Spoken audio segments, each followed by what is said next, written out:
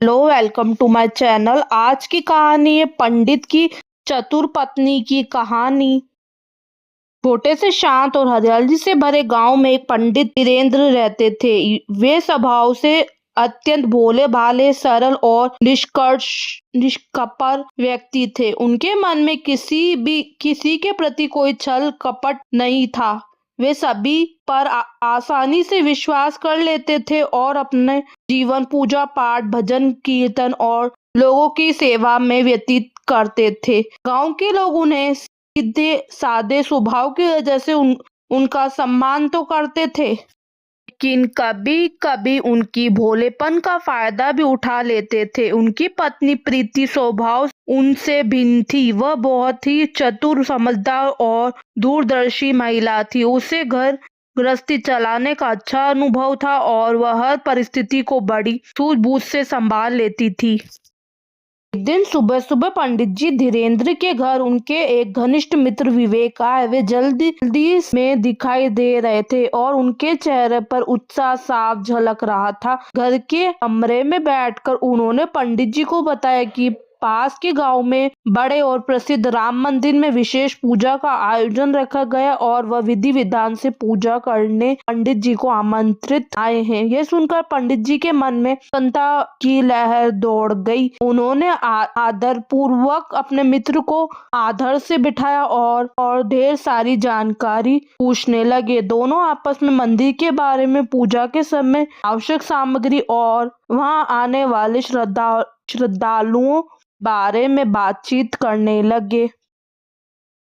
पंडित जी ने बड़े ही श्रद्धा, निष्ठा और प्रेम भाव से भगवान श्री राम की पूजा आरंभ की। मंदिर में प्रवेश करते ही उन्होंने पहले हाथ जोड़कर प्रभु श्री राम को प्रणाम किया और मन ही मन उनका स्मरण किया। उन्होंने विधि विधान के अनुसार पूजा की तैयारी की थाली सजाई, उसमें दीपक, फूल, चंदन और प्रसाद रखा।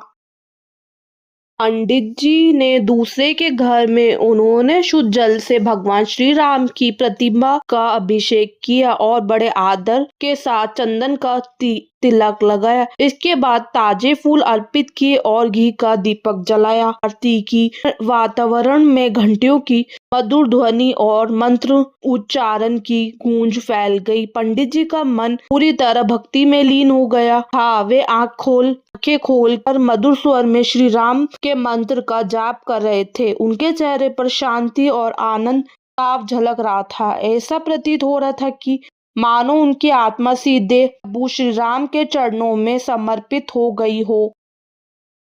दिन जब पंडित जी धीरेन्द्र राम की पूजा करके किसी के घर से आ रहे थे तो उनकी पत्नी प्रीति ने बड़े स्नेह और आदर से उनका स्वागत किया। उन्हें पहले उनके चरण धो पानी दिया, फिर उन्हें कुर्सी पर बिठा प्रेम पूर्वक भोजन परोसा। थाली में गरम गरम रोटियां और स्वादिष्ट फूल गोभी की सब्जी सजी हुई थी। पंडित जी धीरेन्द्र ने बड़े आनंद और संतोष के साथ भोजन किया। वे अपनी पत्नी के हाथ के बने भोजन की प्रशंसा करने लगे और बोले, प्रीति, आज तुमने इतना स्वादिष्ट भोजन बनाया है, बताओ तुम्हारी कोई इच्छा हो तो मैं उसे अवश्य पूरे करने का प्रयास करूंगा। यह सुनकर प्रीति कुछ क्षण के लिए मुस्कुराई और विनम्र स्वर में बोली, मुझे अधिक नहीं चाहिए, बस एक छोटी सी इच्छा है। मैं चाहती हूँ कि हमारे घर में एक बकरी हो जो हमें रोज ताजा दूध दे सके।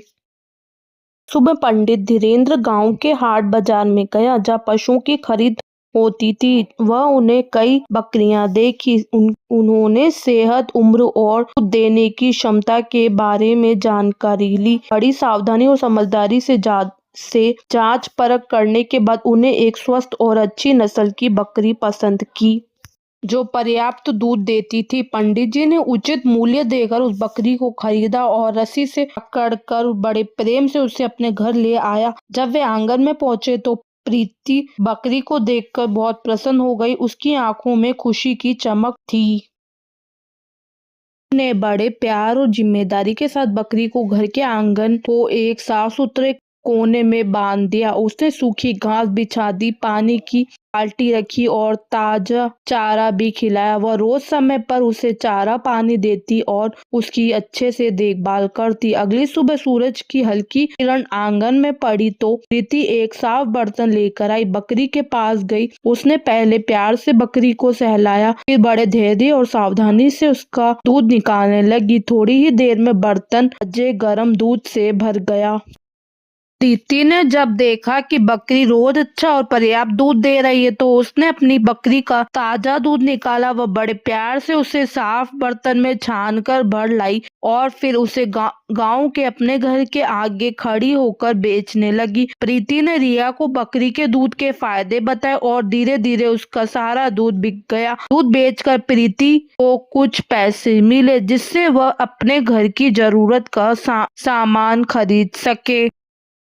कुछ दिनों बाद की बात है। सुबह का समय था और आंगन में हल्की हल्की धूप फैल रही थी। तभी पंडित जी ने उत्साहित होकर घर के अंदर आए और मुस्कुराते हुए अपनी पत्नी प्रीति से बोले, सुनो जी, तुम्हारी प्यारी बकरी ने एक सुंदर सा बच्चा दिया है। की आवाज में खुशी साफ झलक रही थी। यह सुनते ही प्रीति के चेहरे पर भी प्रसन्नता छा गई। वह तुरंत आंगन की ओर देखने लगी और खुशी से बोली, अरे पंडित जी, यह तो बहुत ही शुभ समाचार है। अब हमारा परिवार और भी बड़ा हो गया है। भगवान की कृपा से हमारे घर में एक नई खुशियां आई है। धीरेन्द्र ने संतोष से भरी मुस्कान के साथ कहा, हाँ, साथ में अब हमारा परिवार बढ़ गया है। यह नन्हा सा मुन्ना हमारे घर में रौनक और खुशियां लेकर आया है। अब हम इसकी देखभाल भी पूरे प्रेम और जिम्मेदारी से करनी होगी। कहानी से हमें सीखने को मिलता है कि चतुराई और समझदारी से हमें अपने जीवन को सुखी बना सकते हैं।